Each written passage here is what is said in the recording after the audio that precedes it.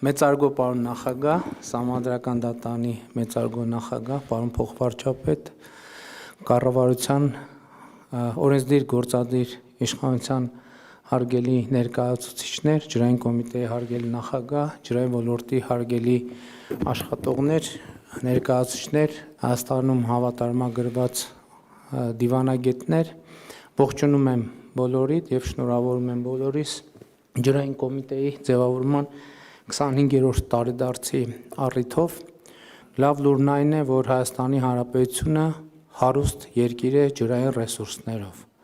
Մի արձանագրում, որը հասկանում եմ, որ շատ տարօրինակ է հնչում այն պայմաններում, երբ մեր գյուղատնտեսական նշանակության հողերի շատ փոքր մասն է ոռոգելի եւ այստեղ խնդիրը ոչ թե ռեսուրսն է, այլ ռեսուրսը կառավարելու մեր ընդունակությունը եւ թերևս հարկ եմ համարում ընդգծել, որ սա էլ այն դեպքերից է, երբ որ մենք ասում ենք, որ ցանկացած հարցի լուծման համար կառավարությունը ունի 3 լուծում։ Այդ լուծումներից առաջինը կրթությունն է, երկրորդը կրթությունը եւ երրորդը նույնպես կրթությունը։ Ընդ որում այս ասածը վերաբերվում է բոլորիս։ Ես երբ որ դման արձանագրում անում եմ, առաջին հերթին անում եմ ինքս իմ մասին, որովհետեւ ջրային կրթությունը կամ ջրի նկատմամբ մեր վերաբերմունքը էական փոփոխության ենթակա է եւ առանց այդ վերաբերմունքի փոփոխության հնարավոր չի հասնել փոփոխության։ Ընդհանրապես մենք շատ խոսում ենք կյանքը եւ իրողությունները փոխելու անհրաժեշտության մասին առանց արձանագրելու մի շատ կարեւոր եւ առանցքային բան։ Որևէ բան հնարավոր չէ փոխել, եթե ինքդ չես փոխվում։ Այսինքն մարդը պետքա փոխվի, որպեսզի կարողանա ինչ-որ բան փոխել։ Որևէ պաշտոնյա պետք է փոխվի, որ կարողանա ինչ-որ բան փոխել։ Եվ ինչալոց մեր ներքաղաքական դիսկուրսում էլ սա շատ կարևոր բան է, որովհետև հիմա շատ ընդունված է ասել, օրինակ նախորդ օրը այդպիսի մի օրինակ բերում էի, հիմի հանում են, ասում են Հայաստանի վարչապետը 2010 թվականին այ բանտից մի հատ սենց հոդված է գրել, մեջը սենց բան է ասել, հիմա նայեք ինչ էր ասում, հիմա ինչ է ասում։ Եվ սա ցույց է տալիս մեր իրողությունների շատ խոցելիությունը, որովհետև մենք չենք հասկանում, որ կյանքը ինքը փոփոխությունների ընթացք է։ Եվ երբ որ չես փոխվում, դա բերում է աղետների։ Մեր շատ աղետներ կապված են նրա հետ, որ մենք չենք հասկանում, չենք ըմբռնում փոխվելու անհրաժեշտությունը, չըմբռնելով, որ առանց փոխվելու հնարավոր չի բան փոխել։ Ջրային ոլորտը այն ոլորտներից է, որտեղ մենք ընդհանրապես չենք փոխվել։ Չենք փոխվել, եկեք համարձակություն վերցնեմ ասել վերջին 100-ամյակներում։ Դրա համար էլ տեղում դոփում ենք եւ մեզ ոչ մի բան չի փրկում բացարձակապես։ Եվ չի փրկելու, քանի դեռ մենք չենք հասկանում, որ մենք պետքա փոխենք ջրի նկատմամբ մեր վերաբերմունքը պետական կառավարման համակարգից սկսած ժողովրդական մակարդակով վերջացրած։ Ես շատ հասկանում եմ եւ էմոցիոնալ առումով էլ հասկանում եմ մեր բազմաթիվ գյուղերում ինձ տրվող այն հարցը, թե ինչու ենք մենք պարտական վճարել մեր պապենական ջրի համար, չէ՞ որ այդ ջուրը մեր պապենական հողերի, մեր սարերից եկող մեծ պատկանող ջուրն է։ Ես նման դեպքերում մեր սիրելի քաղաքացիներին ասում եմ, գիտեք ինչ, իրականում, եթե խոսում ենք պապենականի մասին, եթե մենք պապենական ձևերով հիմա ուխտերի կամ գրաստների վրա բետոնները դնենք, գնանք այդ սարերից ջուրը լցնենք, բերենք տուն, մենք ոչ մեկ մեզնից փող չի ուզի։ Այսինքն, եթե հիմա ցանկացած մարդ որևէ բնակավայրում որոշի, որ այն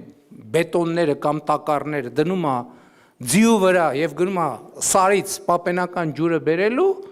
բացառված է, որ ճանապարհին մեկը կանգնացնի, ասի, գիտես, ինձ այս ջրի միլիտրի համար պետքա մի դրամ կամ 2 դրամ կամ 10 դրամ վճարես։ Ջրի է բացարձակապես։ Եվ հետեւաբար ոչ մեկ մարդիկ մենք վճարում ենք ոչ թե ջրի համար, մեր պապենական ջրի համար, կամ եթե կարող ենք հենց այսպես ուղիղ ասենք, այլ վճարում ենք, որպեսզի ջուրը սարից գա հասնի, մենք վճարում ենք ձիու կամ ուխտի կամ գրաստի վրա փող չծախսելու համար, որովհետև այդ գրաստին պետք է պահենք, չէ՞, պետք է խոտ տանք, անասնաբույժ հրավիրենք, պետք է գոմ ունենանք, որ պահենք։ Մենք վճարում ենք, որ ջուրը գա Հասնի մեր տուն, ընդ որում մենք բանել չբարձրացնենք այդ բետոնները 9-րդ հար կամ որևէ տեղ։ Այսինքն ես սա ինչի համար եմ ասում, որովհետև այս մի քիչ էլ գրոտեսկի վերածրած պատկերի մեջ է մեր վերաբերմունքը արտահայտվում ջրի նկատմամբ։ Խոսքը վերաբերվում է եւ խմելու եւ ոռոգման ջրին։ Եվ մենք այսօր ջրային ոլորտում 10 տարի առաջ հետ ենք եղել, ենթադրենք 10 կիլոմետր ջրային ոլորտում աշխարհից, հիմա 150 կիլոմետր ենք հետ ջրային ոլորտում աշխարհից, որովհետև աշխարհը փոխվել է, ջրի նկատմամբ աշխարհի վերաբերմունքը փոխվել է, բայց մեր վերաբերմունքը ջրի նկատմամբ չի փոխվել, մեր ընկալումը ջրի նկատմամբ չի փոխվել։ Մենք այսօր մենք ասում ենք ջուրը, ասում ենք անգինա, չէ՞, ասում ենք, բայց դա էլ է այն, որ արտահայտվում է մենակ կենացում։ Մենք անգին ջուրը վատնում ենք 50 դրամանոց ապրանք, այսինքն մենք շատ դեպքերում եթե հաշվենք, կպարզվի, որ մենք 1000 դրամ ենք ծախսում 100 դրամանոց ապրանք ունենալու համար։ Ինձ հետաքրքրեց, որ ասացի 25 տարի հետո մենք լինելու ենք, չգիտեմ, այսպիսին, այնպիսին։ Եկեք մեր պլանները չգցենք 25 տարի հետո, եկեք մեր պլանները սկսենք նրանից, թե 25 ժամ հետո մենք ինչպիսին ենք լինելու, 25 օր հետո մենք ինչպիսին ենք լինելու, որովհետև եթե հեշտ ասում ես, դե 25 տարի հետո լավ է առնելու, դե գնացի 25 տարի հետո կհավաքվենք։ Կերևա լավ է թե վատ, որովհետև եթե 25 ժամ հետո մեր վերաբերմունքի մեջ բան չի փոխվում, 25 տարի հետո ես երաշխավորում եմ լինելու է ավելի վատ, լինելու է կատաստրոֆիկ վատ, որովհետև եթե 25 տարի առաջ կլիմայի փոփոխությունը այդքան չէր ճնշում մեր վրա, մենք հələ ժամանակ ունեինք ասելու դե հələ նայենք, տեսնենք, քննենք, զննենք եւ այլն։ Հիմա կլիմայի փոփոխությունը մեր վրա այնպեսի մեծ ճնշում է դնում, որ եթե մենք 25 ժամ հետո չտեսնենք արդեն մեր իսկ վերաբերմունքի փոփոխությունը, 25 տարի հետո կատաստրոֆա է լինելու։ Ոչ մեկ թող հույս չունենա, թե 25 տարի հետո լավ է լինելու։ Որովհետև եթե մենք մեր գյուղատնտեսության ընդհանրապես վերաբերմունքը չփոխենք, մենք ընդհանրապես խնդիր պետք է դնենք, որ Հայաստանում չոռոգվող գյուղատնտեսական նշանակության հող ոչ միայն պետք է չլինի, այլև բազմաթիվ հողեր, որոնք այսօր որևէ մեկի մտքով չի անցնում, որտեղ պետք է լինեն այգիներ, պետք է դառնան այգիներ։ Այսինքն գյուղատնտեսականից դուրս, որ համարվում է, չգիտեմ, այլ նշանակության հող, այդ բոլորը պետք է դառնան այգիներ, ու այսօր Հայաստանում, այսօրվա Հայաստանում այդ ջրային ռեսուրսը կա։ Փորձագիտական գնահատականներով Հայաստանում տարեկան 5-ից 7 միլիարդ խորանարդ մետր ջրային ռեսուրս է ձևավորվում։ Այսօր մեր ոռոգման համար ինչ որ մենք տարեկան օգտագործում ենք մի հատ էլ տենց ուրախանում ենք, որ այդքան ջուր ենք կարողացել հավաքել, դա այդ ռեսուրսի ընդամենը չնչին մասն է։ Եվ այդ չնչին մասի մի զգալի մասը Սևանն է ապահովում, որը էլի շատ լուրջ խնդրահարույց է մեզ համար, որովհետև մենք պետքա ի վերջո կարողանանք Սևանը մի ռեսուրս է, որը մենք պետքա օգտագործենք 3-րդ, 4-րդ, 5-րդ, 6-րդ տեղում։ Իսկ այսօր Սևանը մեր ռեզերվն է, այն որ մենք այսօր ամեն տարի կամ 5 տարին մեկ Սևանին անդրադառնում ենք,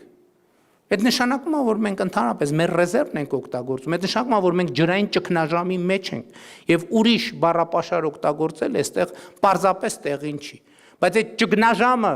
ել եմ ասում, ոչ թե ջրի մեջ է, ճգնաժամը մեր մեջ է։ Այս էլ այն դեպք, որ ստեղ է ճգնաժամը։ Եվ մինչև մենք այդ ճգնաժամը չհաղթահարենք, ոչ մի բան չի հաղթահարվելու։ Եվ լավատեսության համար ոչ մի հիմք ընդհանրապես չկա։ Որտեղ մենք պետք է հասկանանք այն գյուղատնտեսությունը, որ կա, օրինակ եթե հիմա 25 տարի հետո այդ գյուղատնտեսվարման ձևերը շարունակեն այդպիսի մնալ, բացառված է մենք ոչ մի լավ բան չենք կարող ունենալ։ Մենք պետք է հասկանանք, որ կաթիլային ոռոգումը եւ ինտենսիվ գյուղատնտեսությունն է լուծումը եւ բացառվում է, որ գյուղատնտեսության այն ձևերով ինչ էլ անենք։ Այսօրվա մեր գյուղատնտեսությունը ինքը վնասաբեր է ամբողջությամբ, բացի ինտենսիվ գյուղատնտեսությունից, վնասաբեր է ամբողջությամբ, որովհետև մենք չենք հաշվում իր ինքնարժեքը, կոնկրետ ջրի գինը թեր գնահատված է, եւ բացարձակապես ամբողջ գյուղատնտեսությունը աշխատում է վնասաբեր ոլորտը, բացի ինտենսիվ գյուղատնտեսության եւ ինտենսիվ անասնապահության։ Եվ մենք այս թեմաների հետ պետք է առերեսվենք։ Իսկ սա առերեսվելու համար ել եմ ասում, գալիս է խնդիրը հանգում է կրթությանը։ Ես օրինակ համոզված չեմ, ընդհակառակը համոզված եմ, որ մենք այս ոլորտում գիտելիքի ոչ թե պակաս, այլ ճեղք ունենք։ Եվ եթե մենք առաջին հերթին պետական կառավարման համակարգում այս ճեղքը չենք կարողանալու լրացնենք, մենք ոչ մի հեռանկար եւ ապագա չունենք։ Եւ ես ասում եմ նաեւ այդ ճեղքը լրացնելու ձևը որն է, որովհետեւ ես հասկանում եմ նաեւ, որ քաղաքական առումով շատ մեծ շահարկումների տեղ է տալիս նաեւ վարձատրության են նոր համակարգը, որը մենք ներդրում ենք, բայց ստեղի լուծումն էլ է այդ։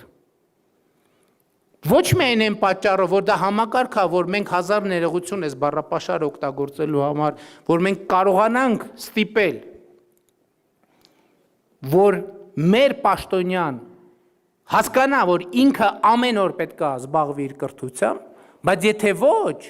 այդ միակ տարբերակն է, որտեղ մենք կարող ենք ասել հետևյալը, այնտեղ որտեղ պաշտոնա թափուր մնում եւ արտաքին մրցույթ հայտարարելու ժամանակ, դա միակ տարբերակն է, որտեղ մենք հնարավորություն կունենանք արտաքին մրցույթ հայտարարելու ժամանակ մրցույթի պայմանների մեջ գրել։ Պետք է լինի աշխարհի 100 top համալսարանների շրջանավարտ։ Այսինքն եթե որևէ մեկ օրինակ աշխարհի top 100 համալսարանի շրջանավարտ չի, որոշակի պաշտոններում, չեմ ասում Հայաստանի բոլոր պաշտոնյաները պետք է լինեն աշխարհի top 100 համալսարանների շրջանավարտ։ Որոշակի պաշտոններում չնայած X